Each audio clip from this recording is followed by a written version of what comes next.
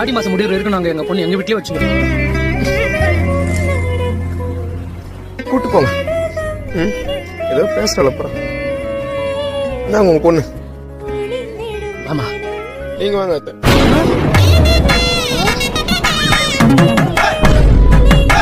மாப்பிள அவ யாவும் பொண்டாட்டி. நான் ஒண்ணும் சொல்லியா என்ன மாமா? ஆடி மாசம் முடிவு வரைக்கும் உங்க பொண்ணு வீட்லயே இருக்கட்டும். நீங்க போங்க. அத்தை ஒரு நாள் இங்க இருந்து வரட்டும். என்னமா இது?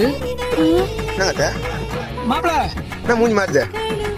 வெளியே அனுப்பி வச்சுட்டு வயிறு வாங்கிக்கிறேன்னு பாக்குறீங்களா? அத்தல ஆடி ஆஃப்டா மாப்பிள நீங்க எல்லாம் மாறீங்க.